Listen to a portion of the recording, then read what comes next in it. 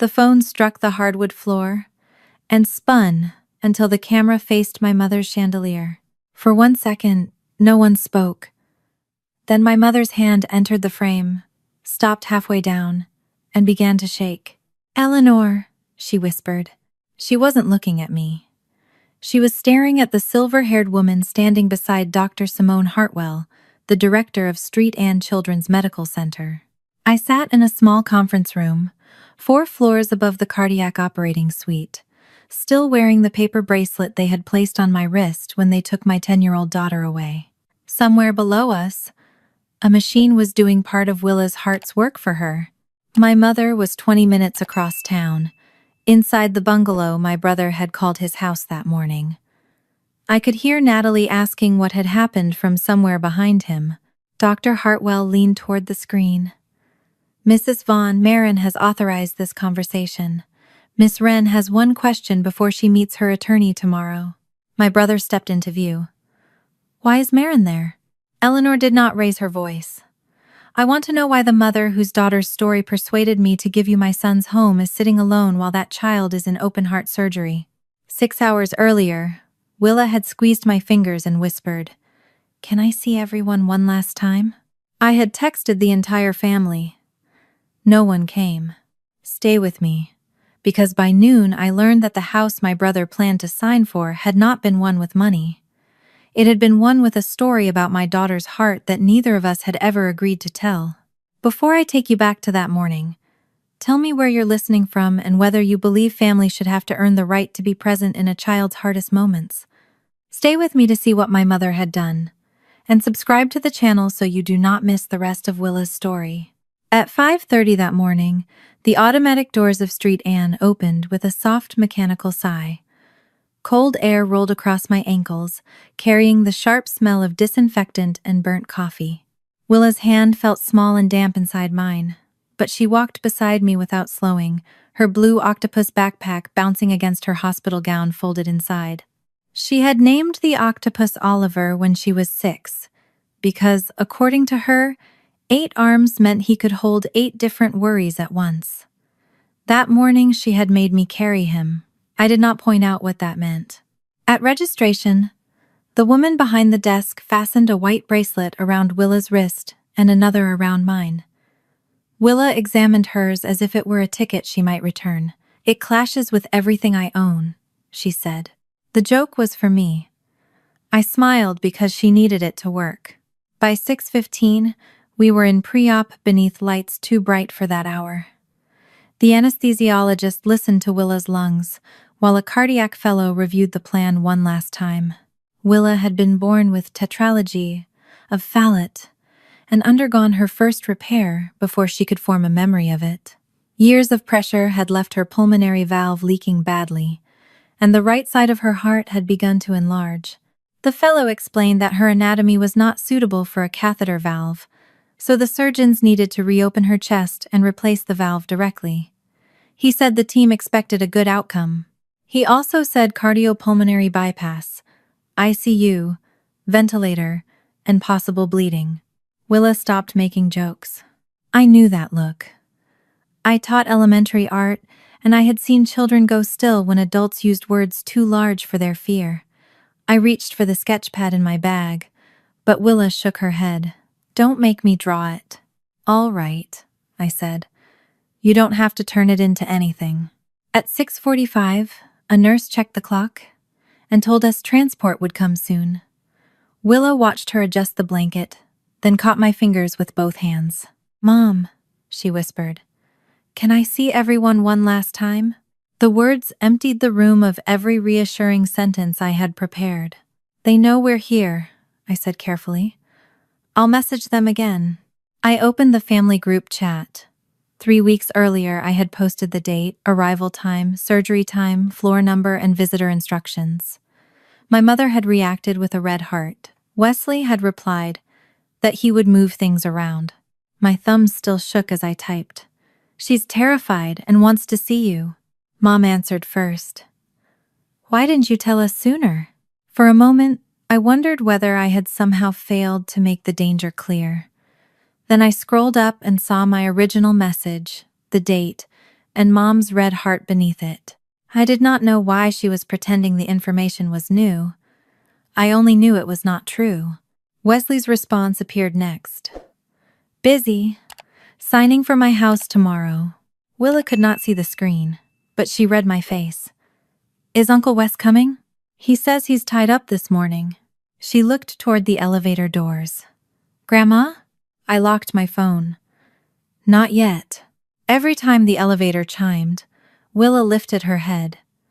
Each time a nurse, another family, or a delivery worker stepped out, she looked back at the ceiling and pretended she had never moved. At 7:20, a young woman entered with a certified child life specialist. She introduced herself as Aubrey, an intern, and asked Willa whether she wanted help understanding the equipment or whether she wanted everyone to stop explaining things.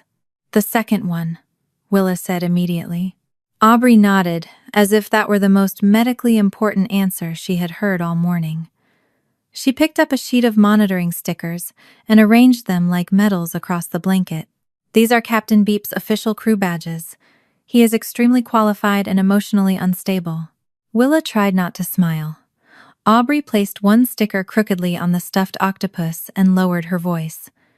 This one is in charge of pressing random buttons and blaming the adults. The laugh escaped Willa before she could stop it. It was small and breathy, but it changed her whole face. For those few seconds, she was not a heart patient waiting to be taken from me. She was 10 years old, amused by a badly decorated octopus. Aubrey glanced at Willa a second longer than the joke required. Something like recognition crossed her face, then disappeared. She did not ask questions.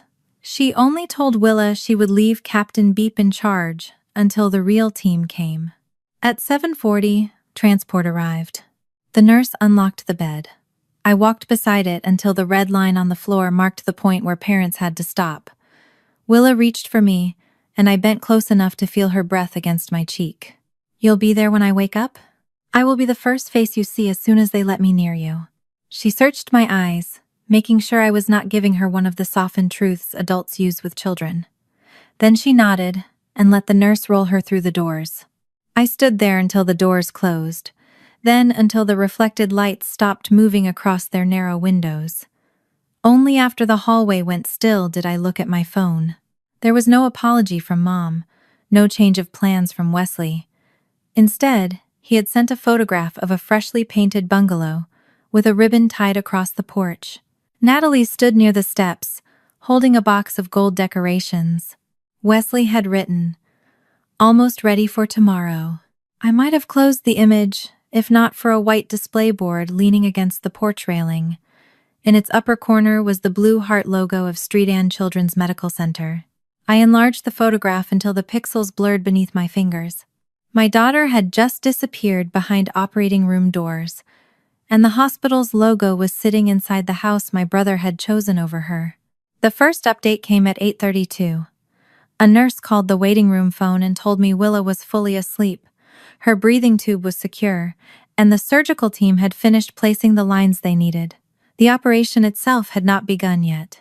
I thanked her, wrote the time in the margin of the sketch pad on my lap, and stared again at Wesley's photograph. The blue heart logo on the display board was unmistakable.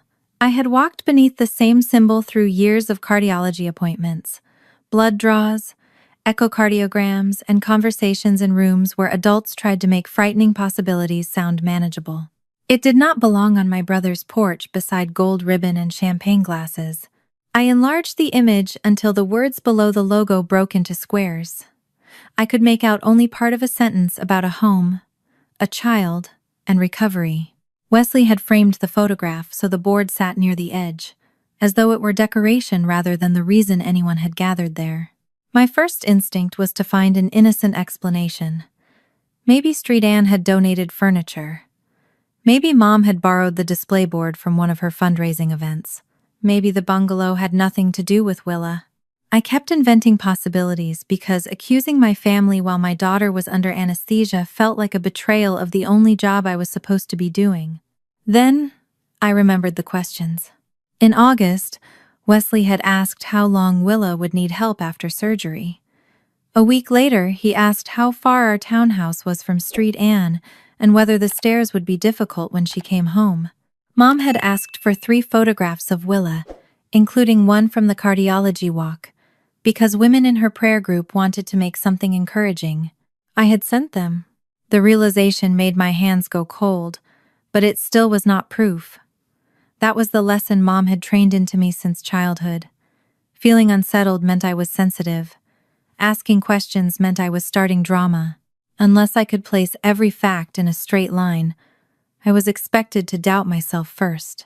I was still looking at the photograph when Aubrey approached with the woman who had accompanied her earlier. Aubrey no longer carried monitoring stickers or jokes about Captain Beep.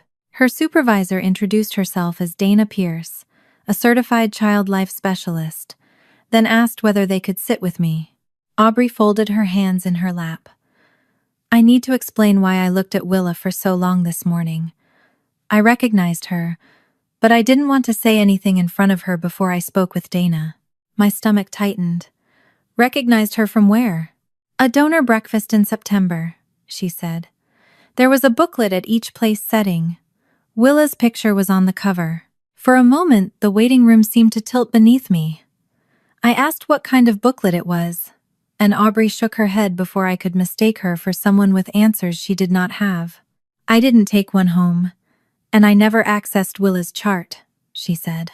I only saw what was on the table. It described a family housing project and said her uncle had never missed one of her treatments. I looked down at Wesley's message again. Busy. Signing for my house tomorrow. Dana spoke carefully. Aubrey reported the conflict to me after she left pre-op. We contacted patient privacy because the booklet may have used a patient's name and image alongside the hospital logo. We have not contacted your family, and we have not shared any medical information. She asked permission to photograph my phone screen, including the group chat and bungalow image, so the privacy team could compare the logo and wording with what had been distributed. Handing over messages containing Willa's fear and my family's refusal felt like widening the wound. Then I remembered Willa watching the elevator every time it opened. You can photograph these messages, I said. Nothing else. Dana documented my permission before taking the images. Aubrey apologized, though she had done nothing wrong. I told her the laugh she gave Willa that morning mattered more than she knew. A second update came at 8:51. Anesthesia remained stable, and the nurse reminded me that long stretches without news were normal. I wrote the time beneath the first update, then drew a small octopus beside it because my hand needed something to do. At 9:10, a woman named Claire Benton joined us. She introduced herself as the hospital's patient privacy officer and sat across from me. Did you give Celeste or Wesley permission to use Willa's image in fundraising materials? She asked. No. Did you sign any media release for a housing campaign? I signed releases for Street Anne's annual cardiac walk 2 years ago. Nothing involving a house, and nothing giving my family permission to create their own materials. Claire asked whether Mom had obtained the photographs directly from me. I told her about the prayer group and showed her the original message. She did not accuse Mom of anything. She only confirmed the date and asked me not to delete the conversation. She then placed a printed page on the table. Most of it was covered because the privacy team was still determining what could be shared. One name remained visible: Eleanor Wren. Claire explained that the booklet listed Eleanor as the donor of the bungalow. The house was not owned by Street Anne, and the hospital had not selected Wesley to receive it. What concerned them was the use of the logo and the suggestion that the hospital supported the story being presented. Who is Eleanor Wren? I asked. We're still establishing that, Claire said. But she has contacted our foundation before, and Dr. Hartwell is coming to speak with you. The name meant nothing to me. A stranger had apparently seen my daughter's face, read about her heart, and connected those things to a house my brother expected to own the next morning. Dr. Simone Hartwell arrived shortly before 10. I recognized her from hospital newsletters, but in person she seemed less polished and more tired. She did not sit until she had asked whether Willa was stable and whether I had received an update. Then she explained the boundary of what the hospital could do. Anne could investigate the unauthorized use of its name and logo, review whether a volunteer had misrepresented a relationship with the hospital, and protect Willa's information inside its own system. It could not decide who owned Eleanor's bungalow or whether Eleanor gave it to Wesley. "Has anyone from this hospital told Eleanor about Willa's surgery today?" I asked. "No," Dr. Hartwell said. "Eleanor already knew the diagnosis, the date, and the family story before we became aware of the booklet. That information appears to have come from outside the hospital." The words settled heavily between us. Mom had not forgotten the surgery. At least someone in that bungalow had remembered it well enough to build a campaign around it. Dr. Hartwell said Eleanor had been told only that questions had arisen about the booklet and that the child's legal parent had not authorized its use. Eleanor had asked to meet me before seeing her attorney the next morning. The privacy team would not place us in the same room or share anything further without my written consent. I thought of Willa beneath surgical lights and hated that another decision was being placed in my hands. I could refuse and tell them to remove the photographs. But if I refused, Mom would continue telling the story for me. Claire gave me a one-page authorization. It allowed a limited conversation about the use of Willa's name and image, the caregiving claims made about Wesley, and the intended purpose of the bungalow. It did not allow anyone to discuss surgical details, prognosis, or Willa's medical record. I read every line twice before signing. Dr. Hartwell took the page and stood. "Miss Wren is on her way here now." I closed Wesley's photograph and pressed my palm over the paper bracelet on my wrist. "What exactly does she think my brother did for Willa?" Dr. Hartwell paused at the doorway. "Miss Wren believed your brother had spent 10 years caring for Willa. Before she meets her attorney tomorrow, she wants to hear from Willa's legal parent." Dr. Hartwell did not take me far.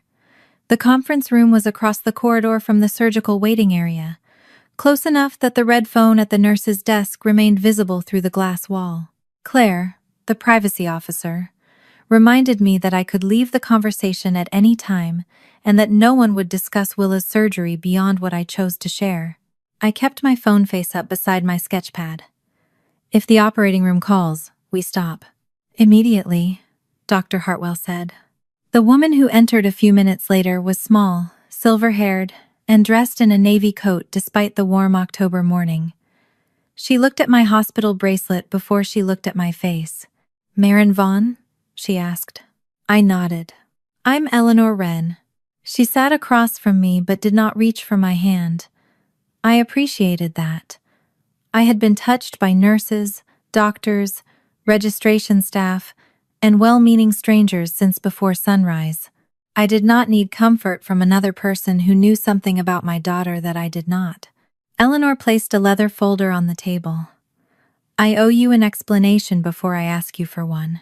She told me her son, Evan, had been born with a heart defect. He had survived surgeries, infections, and years of appointments before dying in 2018 at 43.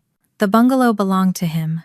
Probate had ended the following year, leaving Eleanor as its sole owner. "I couldn't sell it," she said. "Every room still looked like a life he might come back to." Her voice did not tremble, but her fingers pressed hard against the folder. She said she had eventually decided to give the house to a family raising a child with congenital heart disease, not through Anne, and not through a hospital program.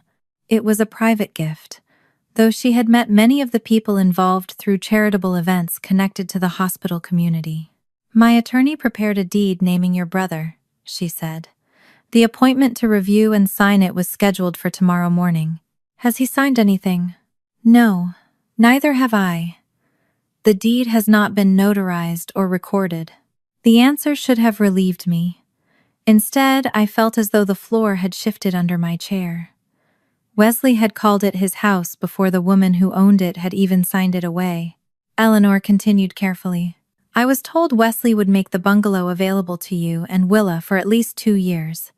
Long enough for the surgery, rehabilitation, follow-up care, and any additional procedures." I stared at her. "I'm not moving." The words came out more sharply than I intended, but I did not take them back. My school is 25 minutes from our townhouse. Willa's cardiologist, physical therapist, and primary care doctor are all tied to where we live now. Her bedroom is downstairs because we already planned for recovery. No one asked me to move. Eleanor's expression changed. It was not yet anger. It was the look of someone realizing a floor plan had been drawn for a house that did not exist. Celeste said you would resist at first, she said. She said you were proud and didn't like accepting help. My mother calls it pride whenever I make a decision without her. Eleanor looked toward Dr. Hartwell, then back at me. She also said the house was meant to be a surprise after the surgery. I almost laughed, but nothing about the room felt funny. My daughter asked for her grandmother this morning. If Mom wanted to surprise us, she could have started by walking into pre-op. The red phone rang in the waiting area. I was out of my chair before the first ring ended. A nurse gave me a brief update. Willa's chest had been opened safely, and the surgical team was continuing the careful dissection through scar tissue from her previous operation. Her vital signs were stable. I thanked her, wrote down the time, and returned to the conference room with my pulse still pounding in my throat. Eleanor had not opened the folder. "We can stop." "No," I said. "Not yet." At 11:58, Claire confirmed that the video call would remain limited to the bungalow, the caregiving claims, and the use of Willa's name and image. I had signed the authorization. Dr.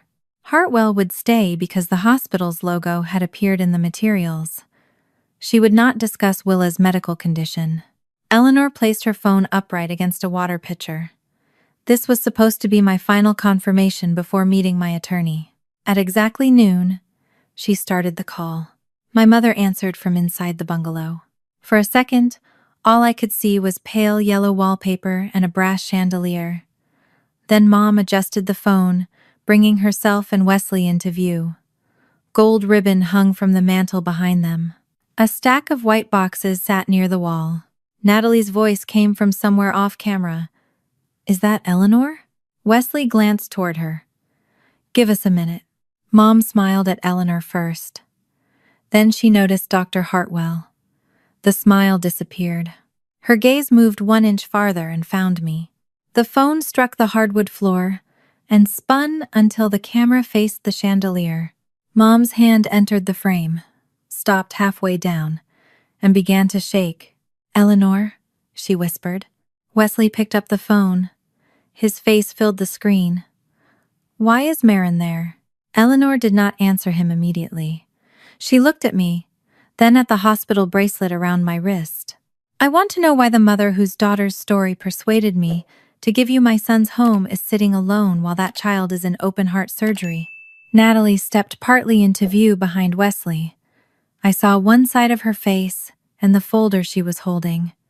She looked from him to Mom, as if she had walked into the middle of a conversation everyone else understood. Mom recovered first. She always did. "This was supposed to be a surprise," she said. "Marin gets overwhelmed when people offer help. We were trying to spare her the pressure until everything was settled." "You told me she had agreed to live there," Eleanor said. "I said she would agree. That is not the same thing." Wesley leaned closer to the phone. "Marin told me to handle whatever helped Willa this month. She gave me authority to coordinate things." The sentence hit me with the force of recognition. Months earlier, when friends had organized meals and rides for surgery week, I had told Wesley he could handle whatever made that month easier for Willa. I had meant casseroles, school pickup, and feeding our cat if I stayed overnight in the ICU. I had not meant a house. That conversation was about meal deliveries and transportation, I said. "You know it was." Wesley's jaw tightened. "Housing is part of recovery, not when the patient's mother has never heard of it." Mom stepped beside him. "You're making this sound ugly because you're emotional. We were giving you something." "No," Eleanor said. "You were giving Wesley something and using Marin's daughter to explain why." The room went silent. Even Natalie stopped moving. Eleanor reached forward and ended the call before Mom could reshape the silence into another explanation. She immediately called her attorney and canceled the next morning's appointment. She did not say the house would never go to Wesley. She said no deed would be signed until every statement had been reviewed. When the call ended, Eleanor finally opened the leather folder. Inside was a glossy booklet, a printed nomination letter, and several photographs of Willa that I recognized from our family group chat. On the booklet's cover, my daughter smiled beneath the blue heart logo of Street Anne. Eleanor pushed the documents toward me. "Before I decide what happens to my son's house," she said, "you need to see the mother they put on paper." The woman in the booklet had my face, but she was not me. On the cover, Willa stood beneath the blue heart logo, wearing the purple shirt she had chosen for the cardiac walk 2 years earlier. Her smile was real. Everything beneath it had been arranged to make that smile belong to someone else's story. The first page called Wesley, the steady presence behind every appointment, procedure, and difficult night. It said he had reorganized his career around Willa's medical needs and had become the structure our household lacked whenever fear overwhelmed me. I read the sentence twice. Wesley had attended one cardiology appointment in 10 years. He came because Mom needed a ride home from an eye exam in the same building. He spent most of the appointment answering work emails in the hallway, then left before the doctor finished explaining Willa's test results. Eleanor sat across from me with both hands folded over the leather folder. Celeste said he handled transportation and scheduling. "I handle those things." She said you struggled to remember details when you were frightened. I looked toward Dr. Hartwell, but she did not interrupt. This was no longer a hospital explanation. It was my mother's version of me being placed beside the life I had actually lived. Claire slid the nomination letter closer. These documents were provided by Miss Wren. They were not taken from Willa's medical record. I recognized every photograph. Willa asleep against my shoulder after an echocardiogram. Willa holding a paper fish outside the cardiology clinic. Willa in a hospital bed at 7, her hair tangled around oxygen tubing after a respiratory infection. I had sent those pictures to the family group because Mom said relatives were asking how Willa was doing. She had removed my captions and replaced them with descriptions of Wesley staying close through every crisis. Beneath the hospital photograph, the booklet read, "When Marin could no longer manage the fear, Wesley remained beside Willa until morning." He had not been in the room that night. I had sat awake in a vinyl chair while Willa's oxygen level rose and fell. At 3 in the morning, I had braided her hair because she said the knots hurt against the pillow. Wesley sent a thumbs-up emoji when I told the family her breathing had stabilized. I placed my finger beneath the caption. Who wrote this? Celeste submitted the narrative. Eleanor said, Wesley approved the final booklet. The words did not make me cry. They made every object in the room appear too sharply defined. The seam in the table, the water ring beneath Eleanor's glass, the small tear in the edge of my hospital bracelet. Mom had not misunderstood a story I told. She had taken pieces of my life, removed me from their center, and rebuilt them around my brother.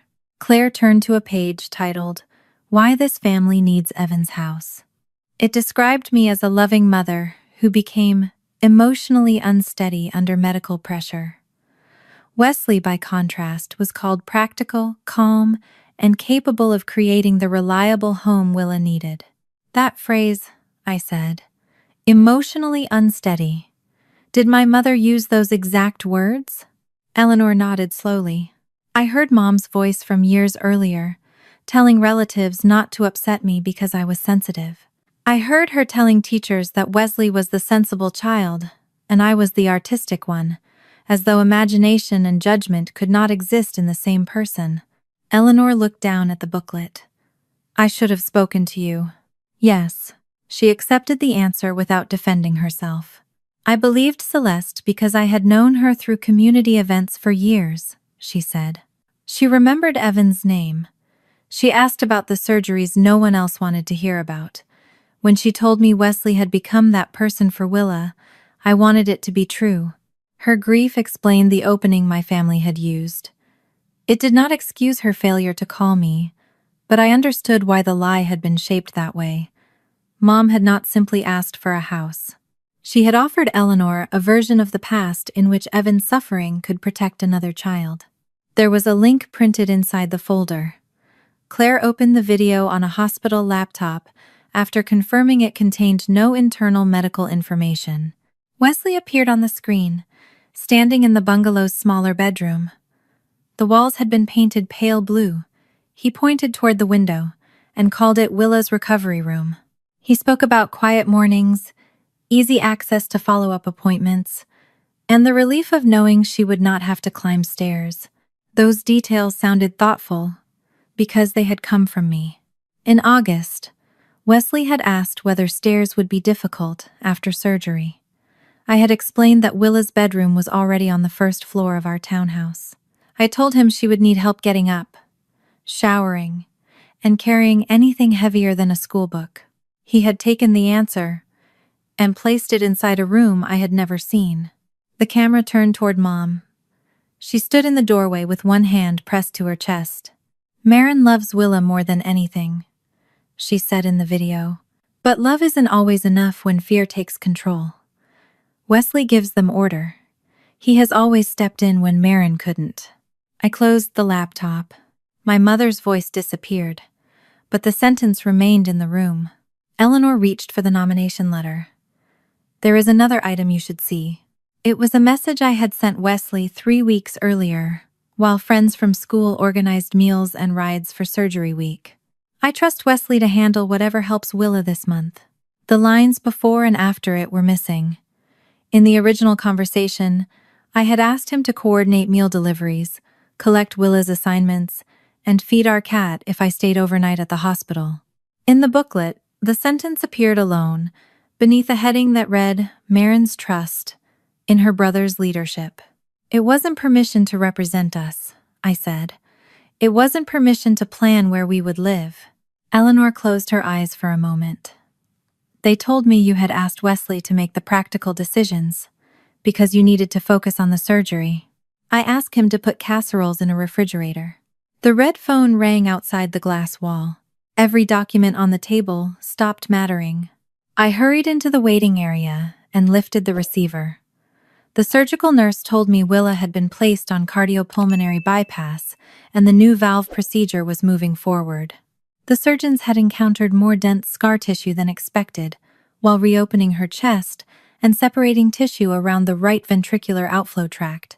"Is she stable?" I asked. "Yes. Her vital signs remain stable. The dissection is taking longer, and the team is proceeding carefully because adhesions can increase the risk of bleeding."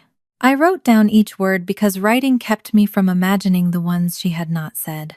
When I returned, Eleanor began gathering the photographs. "Leave them," I said. She stopped. "I need to know all of it. Then I need every copy taken down."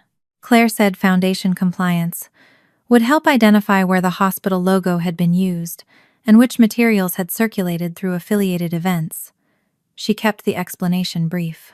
No promises about punishing anyone. No language designed to make me feel that a process could repair what had happened. I turned to the last page of Celeste's nomination letter. The paragraph described Willa as a brave child who needed stability after surgery. Then it described me as the obstacle to that stability. At the bottom, Mom had written, "Without Wesley, Willa would have learned that fear was the only language her mother knew." I read it once, then placed the page flat on the table. My mother had not only used Willa's illness to make Wesley worthy of a house, she had turned me into the reason he deserved it. I left Mom's sentence face up on the table. For most of my life, she had described me as emotional, only after doing something that would make any reasonable person angry. The word never explained my behavior. It excused hers. Seeing it printed in a nomination letter made the pattern harder to dismiss as a family misunderstanding. Eleanor turned to the remaining files. There is a longer version of the video. The booklet used only a few pieces. Claire opened it on the hospital laptop. Wesley appeared in the bungalow's kitchen, leaning against a marble-look counter that still had strips of blue painter's tape along the edge. He spoke directly to the camera, with the easy confidence he used when selling clients new cabinets. "This is where we'll keep all of Willa's medications organized," he said. "Maren tends to get overwhelmed by schedules, so I'll make sure nothing gets missed." I had managed Willa's medications since she was an infant.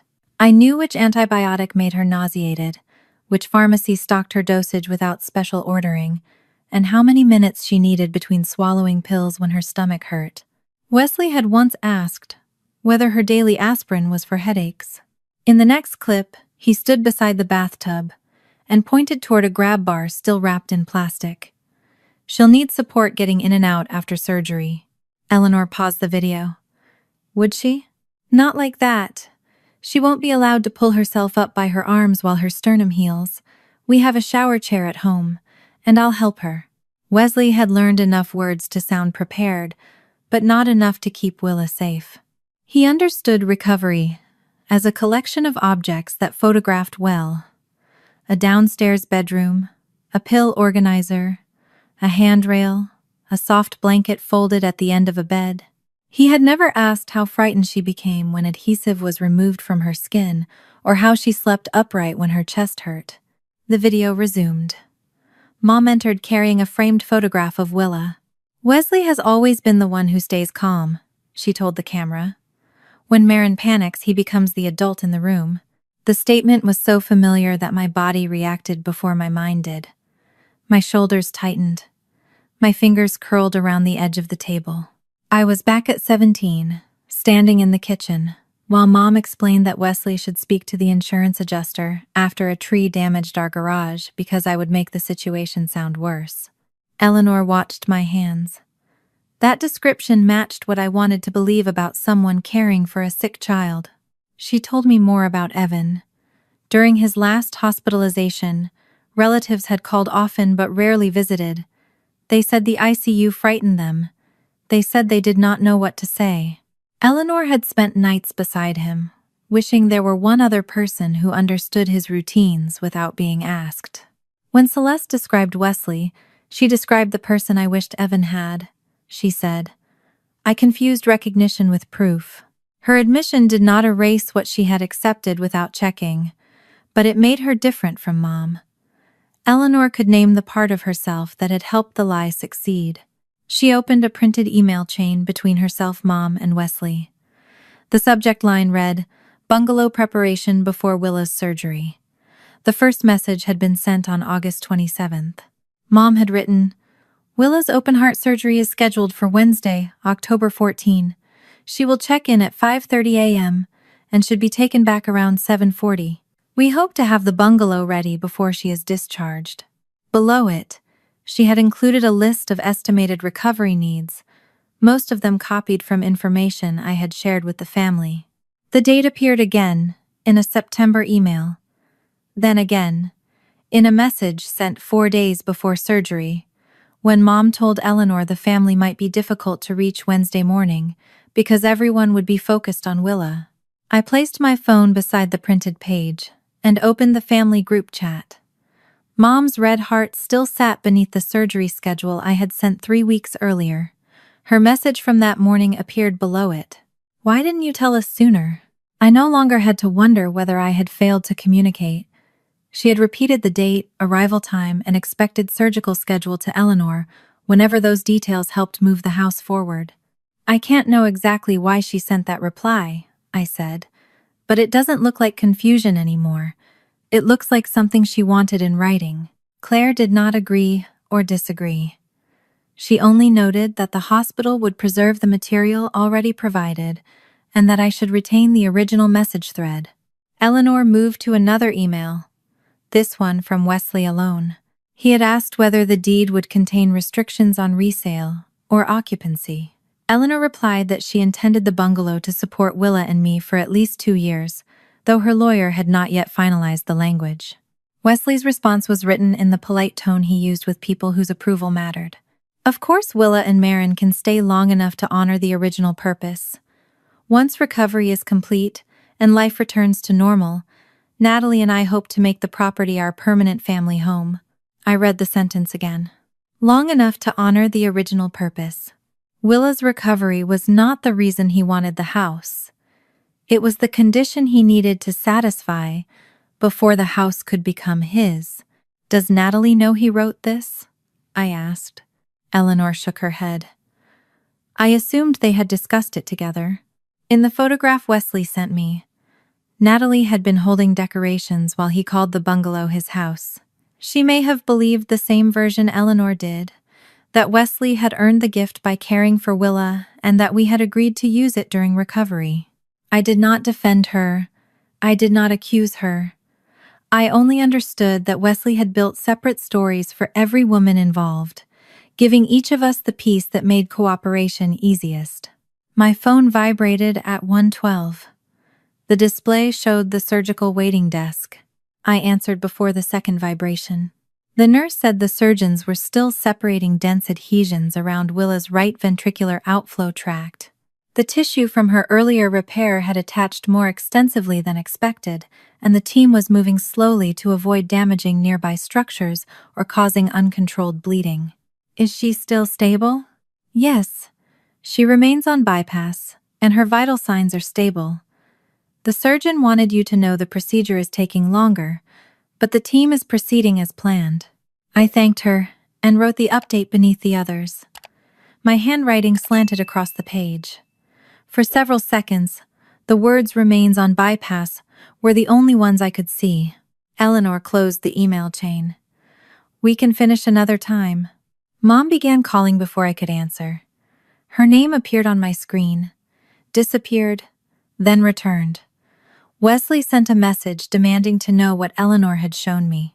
Another followed, accusing me of humiliating him during the most important week of his life. I turned the phone face down. They had spent months using Willa's operation as a deadline for paint, photographs, paperwork, and possession. Now that the operation was actually happening, they still expected the house to remain the emergency. I gathered the booklet, the nomination letter, and the printed emails into one stack. No more calls about the bungalow today. No more explanations, no more confrontations, and no decisions about who deserves what. Claire nodded. Dr. Hartwell had already stepped back, leaving the privacy and foundation teams to handle the hospital's limited role. Eleanor looked toward the waiting room phone. What do you need from me? I need everyone to remember that my daughter is still in surgery. I folded the top page over Wesley's email and pushed the entire stack away. Until Willa comes out of that operating room, the house does not exist. Once I pushed the documents away, Dr. Hartwell treated my decision as final. She told Claire to transfer the booklet, video, and logo questions to patient privacy and foundation compliance, then return to the work she was supposed to be doing inside the hospital. We will preserve what has already been provided, Claire said. No one needs another answer from you today.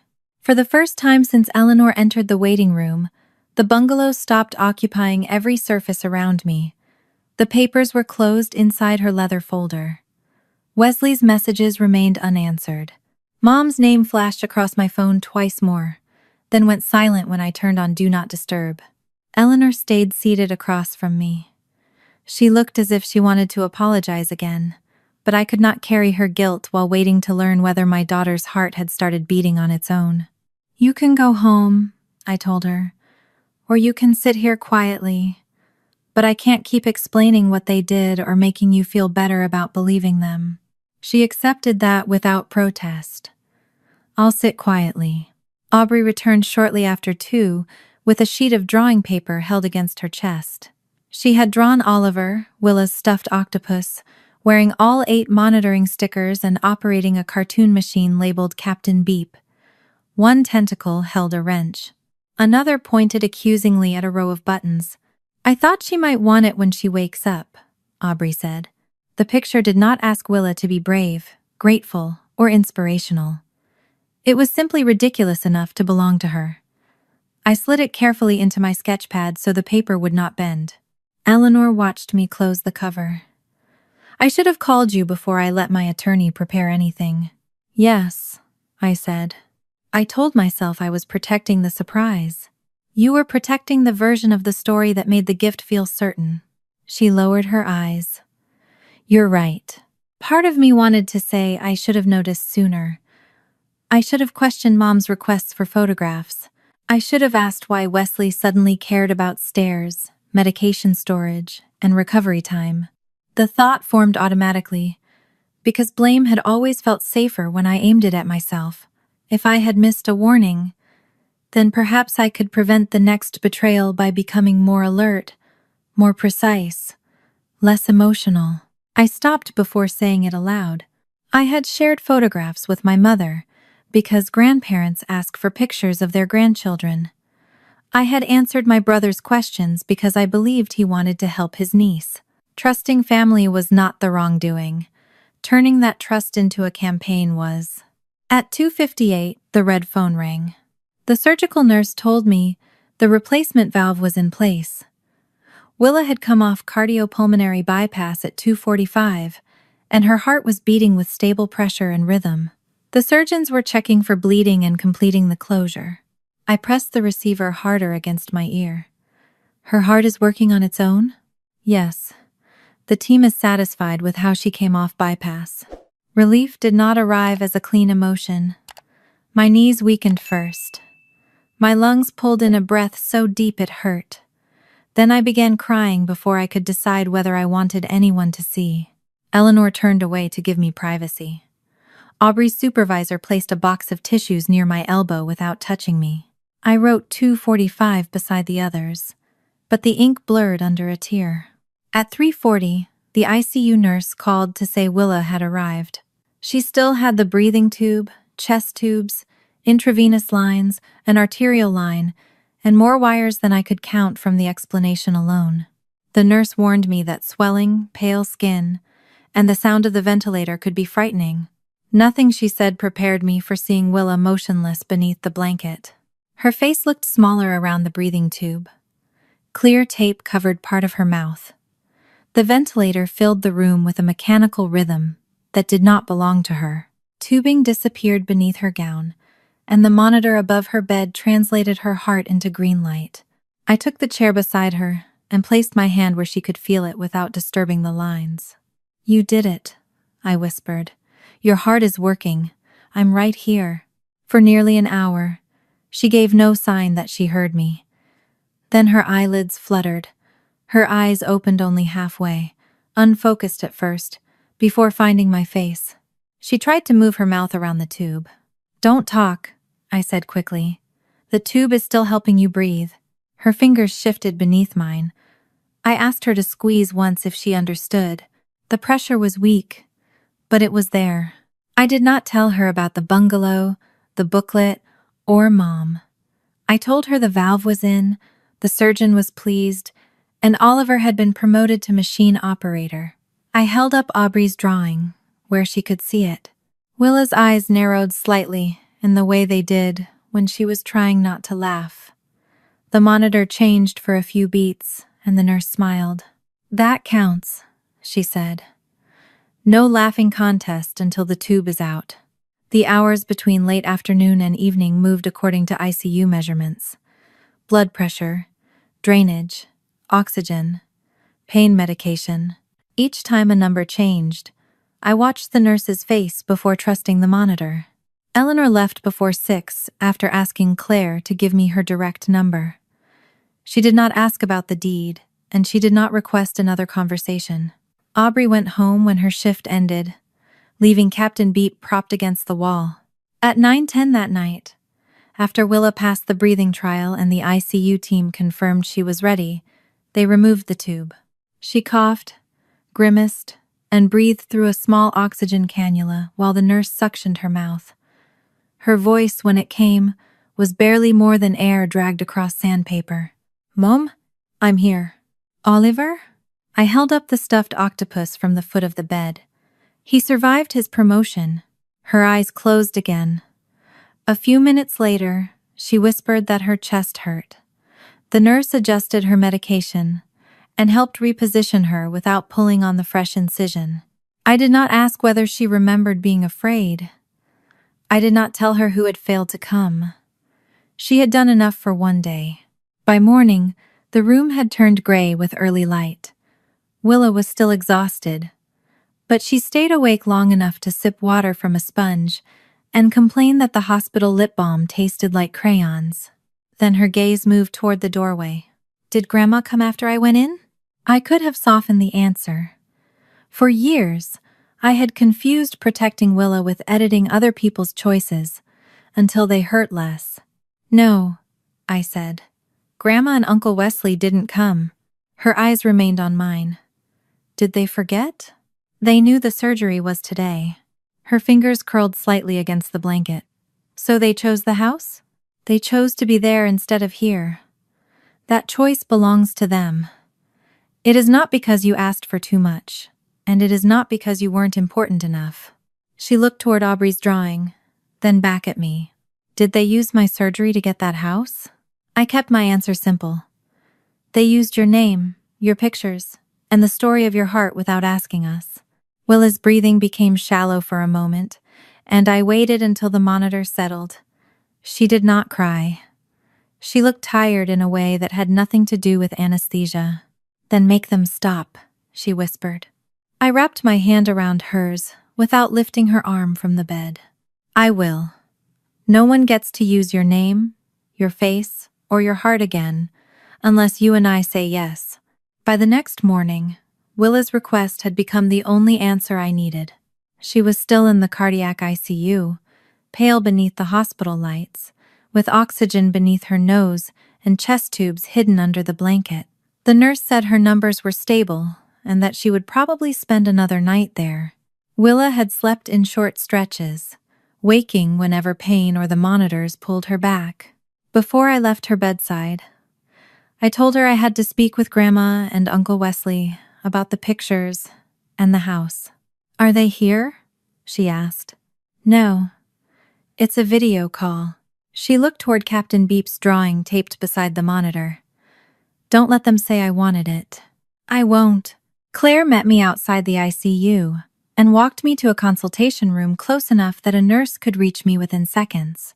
Eleanor was already there with her leather folder and her attorney's cancellation email open on her phone. The deed had never been signed or notarized, and the appointment had been removed from the lawyer's calendar. Claire reviewed the limits of the call. We could discuss the bungalow, the claims about caregiving, and the unauthorized use of Willa's name, photographs, and the Street Ann logo. No one would discuss Willa's condition beyond the fact that she was hospitalized, unless I chose to say more. I don't need them to understand the surgery, I said. I need them to stop using it. At 10 o'clock, Eleanor called the bungalow. Natalie answered. She was still there, wearing yesterday's sweater, though the gold decorations had disappeared from the mantel behind her. She said Wesley and Mom were in the kitchen and carried the phone to them without asking why Eleanor wanted everyone present. Mom sat at the table with her hands wrapped around a coffee cup. Wesley remained standing, one palm pressed against the counter, as if the room already belonged to him. Mom began before Eleanor could speak. I know this looks terrible, she said, but I was trying to turn something painful into something good. Willa has suffered for years. Evan suffered too. I thought bringing those stories together could heal both families. Eleanor's expression did not change. You told me Wesley had built his life around caring for Willa. He has supported them in every way he could. Wesley leaned toward the phone. The house would have helped everyone. Marin is reacting because she found out after the arrangements were made. She hates being left out of decisions. I felt the old pressure to defend my personality, my parenting, and every choice I had made since Willa was born. Instead, I waited. Eleanor opened the booklet. Who took Willa to her most recent cardiology appointment? Wesley glanced at Mom. Marin usually handles the medical appointments. That is not what the booklet says. I coordinate behind the scenes. What is the name of Willa's cardiologist? His mouth opened, then closed. Mom answered with the name of the surgeon printed in the campaign materials. Eleanor shook her head. That is her surgeon. I asked for her cardiologist. Mom set down her cup. Names are not the point. Families divide responsibilities. What is the plan for Willa's care after discharge? Eleanor asked Wesley. How long will she have lifting restrictions? Who will help her bathe? Where will she sleep? When did Marin agree to move into the bungalow? Wesley looked directly at me through the screen. You never gave me a chance to explain. You had months, I said. I learned about the house from a photograph while Willa was in surgery. Mom interrupted. Marin, this is exactly what I meant. You become so focused on the emotional part that you cannot see the practical opportunity in front of you. I did not argue. I said only, Willa already had a safe recovery plan. You knew that because you copied it. Eleanor turned one of the printed emails toward the camera. Wesley, why did you call the bungalow my house, if its purpose was to provide Marin and Willa with a recovery home? His jaw tightened. Because I was going to own it. After promising they would live there for 2 years. They didn't need 2 years. Eleanor leaned closer. Your application said they did. Wesley exhaled sharply. Willa already has a home. She could have stayed at the bungalow for a few nights, taken some pictures, and honored the original purpose. After that, everyone could move forward. Natalie stepped farther into the kitchen. A few nights? He turned toward her. You knew they weren't moving in permanently. You told me Marin wanted to stay through Willa's recovery, and then the house would become ours. That is what I just said. No, Natalie replied. You said Willa only needed to stay long enough to make it look right. Mom lifted both hands. Nobody said anything about making it look right. We were trying to help the whole family. Eleanor's voice remained quiet. Then why does the nomination say Marin and Willa needed this home for 2 years? Wesley's control finally broke. Her diagnosis is what made the house possible, he said. That doesn't mean she has to control it forever. The room around me seemed to narrow to the sound of the ICU monitor I could faintly hear through the wall. Natalie stared at him. Did you ever intend for Marin and Willa to live there? Wesley rubbed a hand over his face. They could have used it. I wasn't throwing them out. Mom pushed her chair back. The house was meant to help the family, not give Marin another reason to dictate everything. Together, their answers stripped away every compassionate sentence in the booklet. Willa's fear had been useful. Her diagnosis had opened a door. My supposed instability had made Wesley look necessary. Once the deed was signed, our usefulness would have ended. Eleanor closed the folder. The deed will not be signed, she said. My attorney has canceled the appointment, and Wesley will receive no interest in Evan's property. Wesley stepped closer to the screen. You can't make a decision like this because Marin is upset. I made the first decision because I believed a false story, Eleanor replied. I am correcting it because I heard the truth from the people who told that story. Claire then spoke.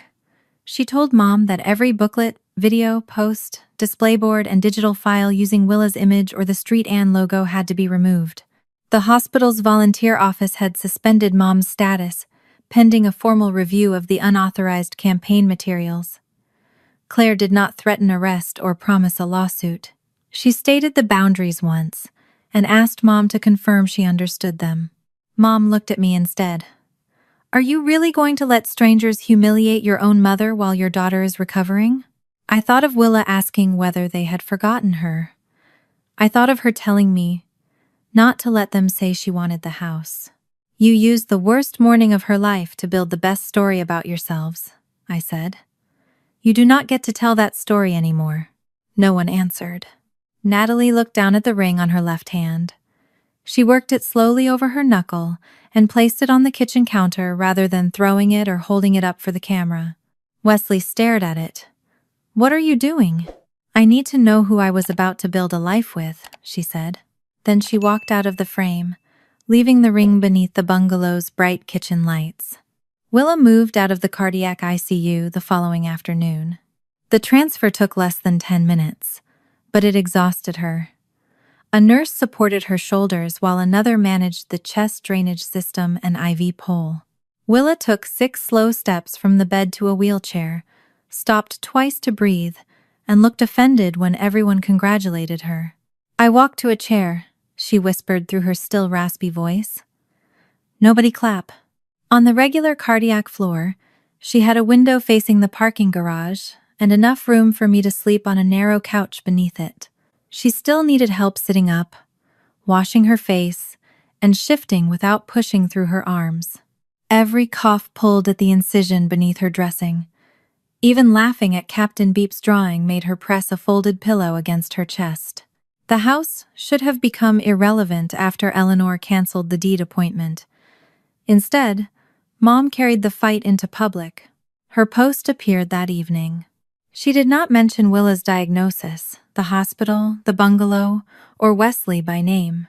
She wrote about spending months helping create a healing gift for a family in crisis, only to watch that gift destroyed by resentment, suspicion, and private disagreements that should never have left the family. The language was vague enough to protect her from saying anything directly false.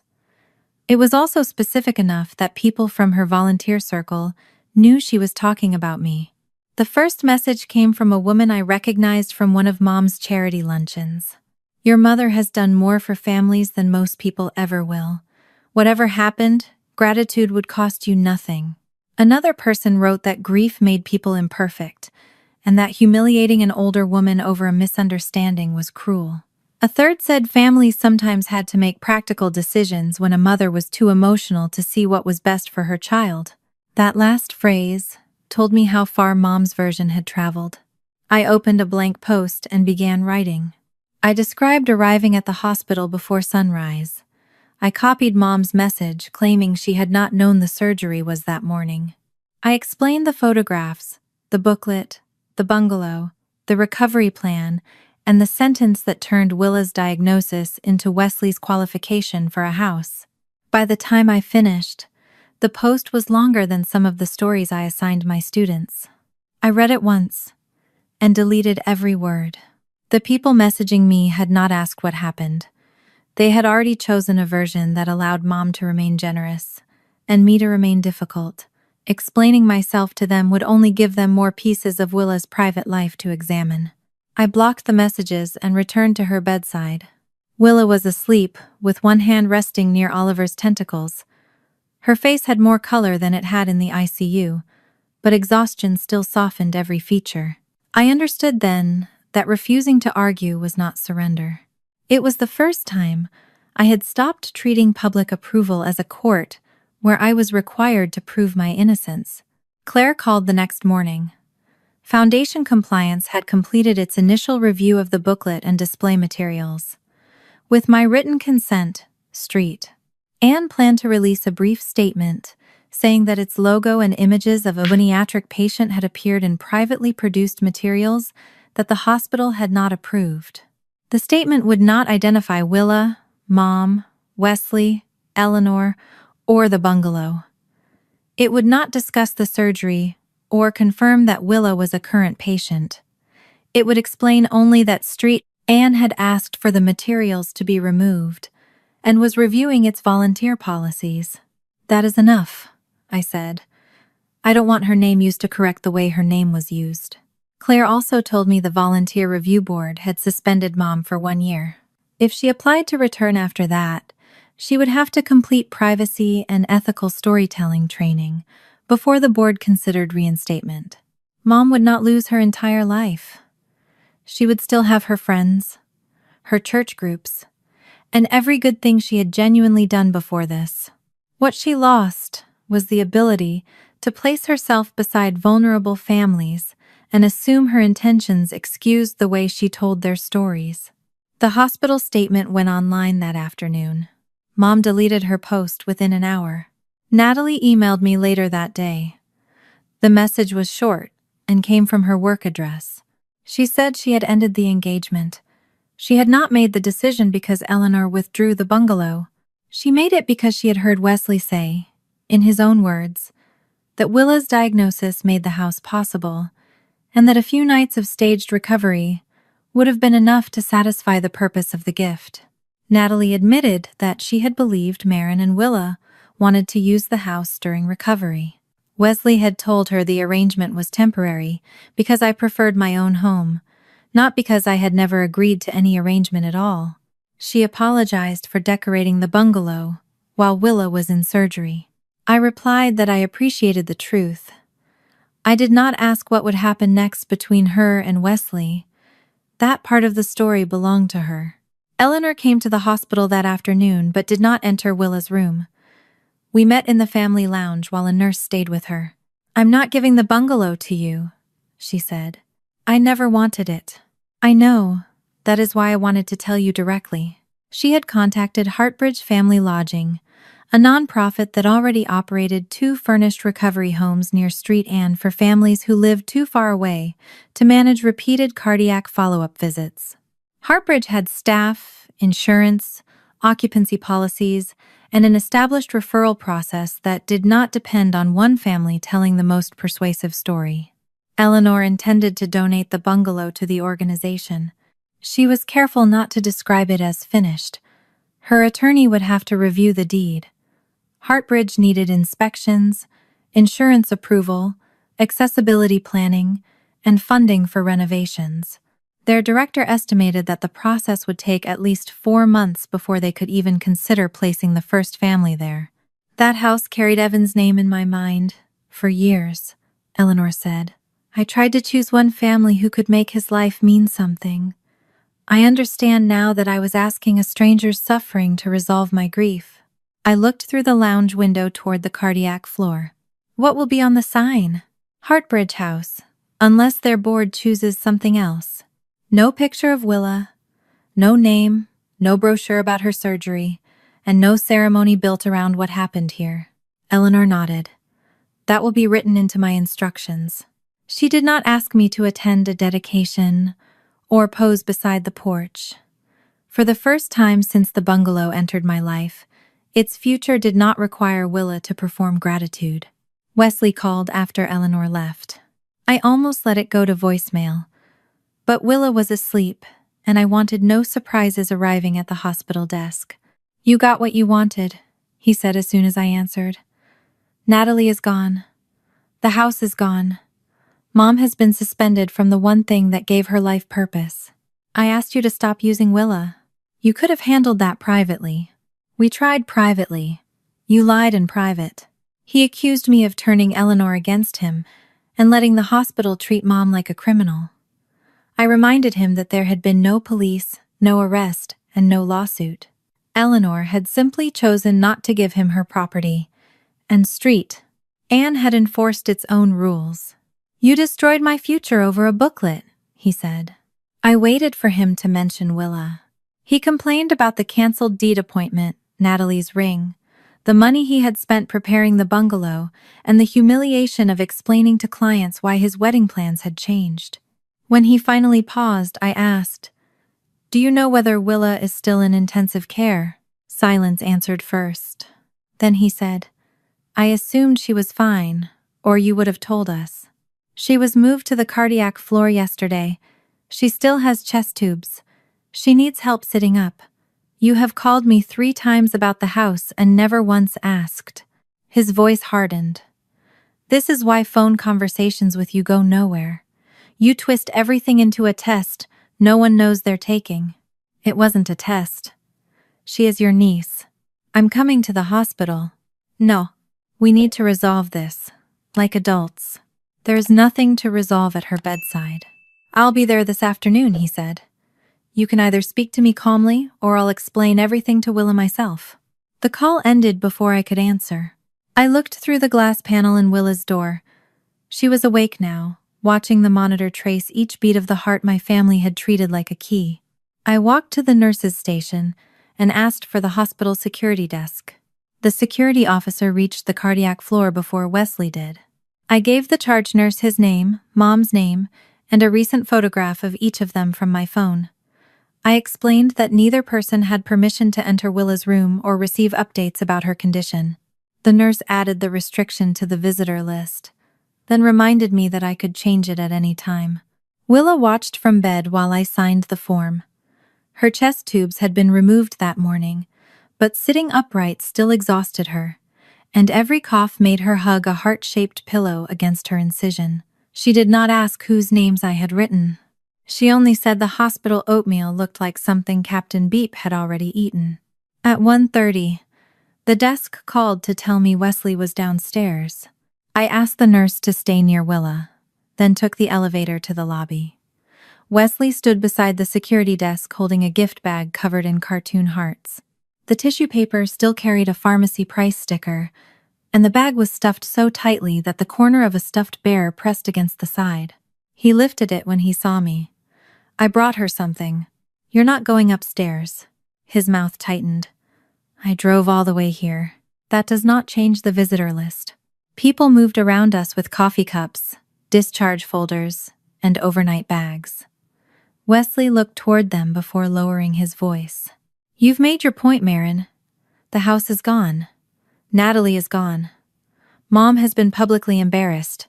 What more do you want? I want you to stop treating Willa like the reason your life went wrong." He stared at me as if the sentence were unfair. "I never said that. You said her diagnosis made the house possible. That was a fact, not an insult." He set the gift bag on a lobby chair. "Do you know how long I've worked without having anything permanent? Every year I saved, prices went up. Every time I got close, something happened. Meanwhile, every family decision revolved around Willa's appointments, Willa's surgeries, Willa's recovery." The words came too easily to have been invented that afternoon. He said Mom canceled holidays when Willa was sick. She asked him to change plans because I needed help. Relatives donated to cardiac walks, brought meals to my house, and praised me for being strong. When Wesley struggled, he said, everyone assumed he would solve it himself because he was the capable one. For the first time, I understood the resentment beneath the booklet. Wesley did not believe he had stolen something from Willa. He believed her illness had taken years of attention from him, and the bungalow was compensation. Understanding it did not make it smaller. "You were an adult when most of those things happened," I said. "She was a child with a heart condition. That doesn't mean the rest of us stopped having needs." "No, it means she did not cause yours." He rubbed both hands over his face, then glanced toward the elevators. "Tell Eleanor I helped. Not everything in that booklet was false. I picked up medication once. I drove Mom to one of Willa's appointments. I organized the meal schedule. You forwarded an email from my coworker. I still did it. You want credit now because you think a few favors should earn back a house. I want you to tell the truth." I stepped closer, keeping my voice low. "What is Willa's cardiologist's name?" His expression changed before he answered. "I don't memorize every doctor. What medication does she take every morning?" "That's not relevant. What happens if she lifts both arms over her head while her sternum is healing? How often will she need follow-up imaging? What signs mean I call the surgeon instead of waiting for the next appointment?" He looked past me toward the security officer. "You know those things because you're her mother. And you told Eleanor you had spent 10 years doing my job." He picked up the gift bag. "At least give her this." "No. You don't get to arrive with a bear after missing the surgery and call that care." His face hardened. "You're punishing her because you're angry at me. I am keeping an adult who threatened to explain a family dispute to a 10-year-old recovering from open-heart surgery out of her room. I would never hurt her. You already used her fear to get something you wanted. You simply decided that did not count." The security officer approached when Wesley raised his voice. Wesley looked at the uniform, then back at me. "You've always needed an audience to make me look like the bad one. No one here knows our story. They only know you do not have permission to go upstairs." He left the gift bag on the chair and walked out through the automatic doors without saying goodbye. I did not take the bag with me. Mom arrived 20 minutes later. She wore the cardigan she used for church meetings and carried no gift. Her face looked tired, but not uncertain. She had come prepared to persuade me. "Your brother called," she said. "Security treated him like a dangerous person. Security treated him like a visitor without permission. Marin, this family is falling apart." The family was already damaged.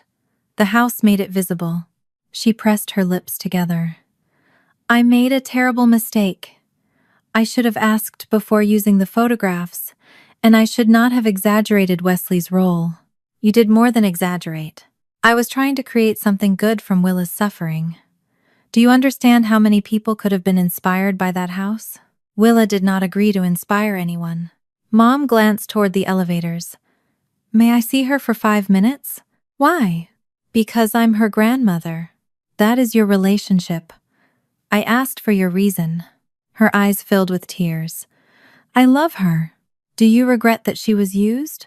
Or do you regret that Eleanor took the house away? Mom's expression closed. Those things are connected, she said.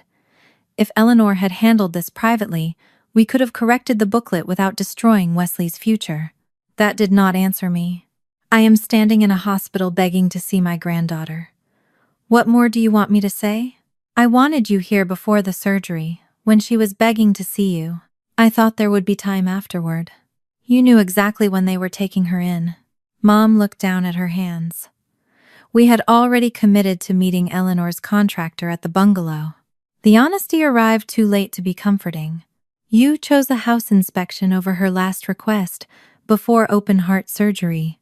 We believed she would be safe with you and the medical team. She was safe. She was also terrified. Mom wiped beneath one eye. I cannot undo that morning. No, but you can stop asking me to pretend your intentions mattered more than your choice. I am still your mother.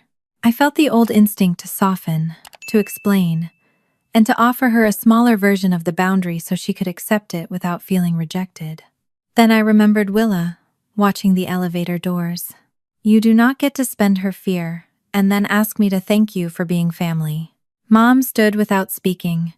She did not apologize for choosing the bungalow. She only said she hoped I would reconsider once I was less emotional.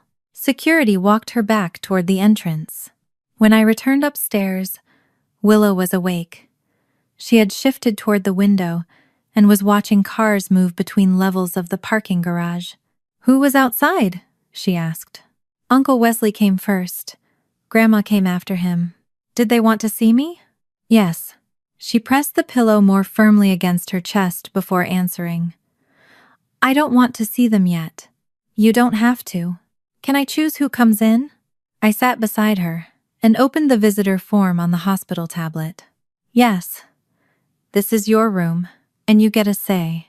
She chose Aubrey, my friend Lila from school, and our elderly neighbor, Mr. Givens, who had already promised not to bring flowers because Willa said hospitals had enough things that smelled strange. She left Mom and Wesley off the list. When I submitted the update, I expected guilt to follow. Instead, I felt the quiet certainty I had been searching for since the morning of the surgery. I was not keeping my family away to punish them. I was protecting the child they had expected to forgive before they had even apologized. 4 months after the surgery, Willa returned to school 3 mornings a week.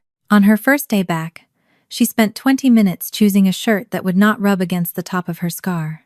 She rejected anything with stiff seams, and finally settled on a soft blue button-up that let her control how much of the pale line showed. I expected her to ask me to walk her into the building. Instead, she adjusted Oliver's tentacles inside her backpack and told me I could stop at the front steps. You can watch until I get through the doors, she said. Just don't wave like I'm leaving for college. I agreed, though keeping my hand at my side required more effort than she knew. Her classmates had made a paper banner, but her teacher folded it away when Willa became uncomfortable with everyone staring. She lasted until lunchtime before the school nurse called. Willa was not in pain. She was simply too tired to keep pretending she wasn't. That became the pattern of recovery. Every improvement carried a limit behind it.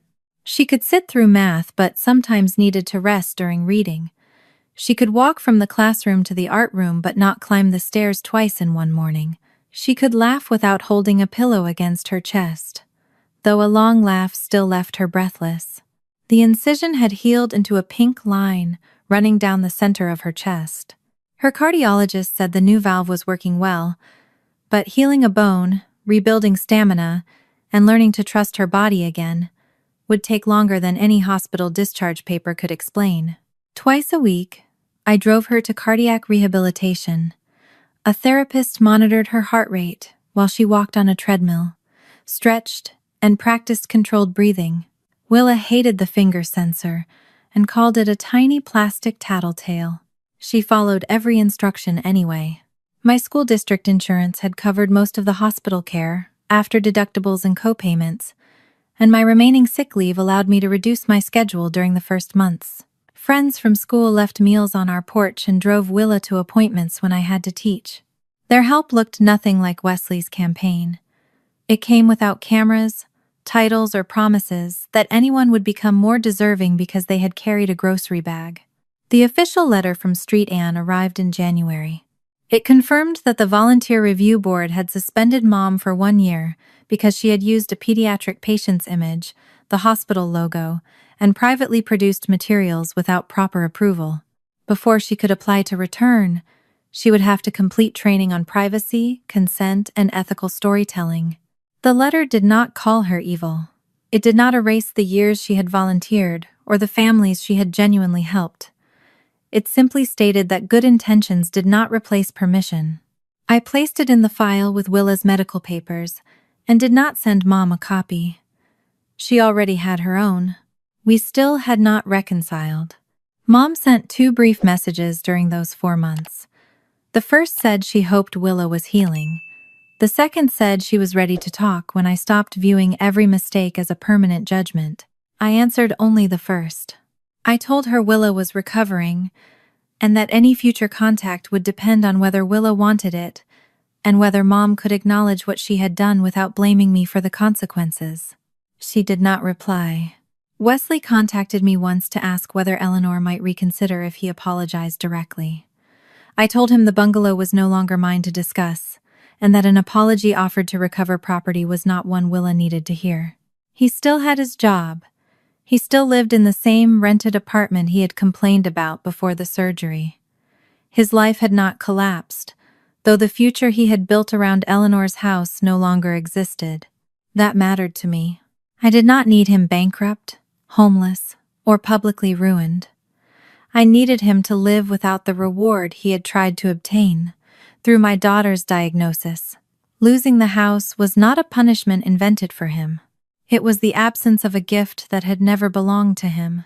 Natalie sent one final email in February. She apologized again for standing in the bungalow while Willa was in surgery. She confirmed that the engagement had ended and said she had moved her belongings out of Wesley's apartment. She did not describe their arguments or ask me to take her side. I did not ask for details. What happened between them after the call belonged to Natalie, not to me. Eleanor's update arrived a week later, through her attorney and Hartbridge Family Lodging.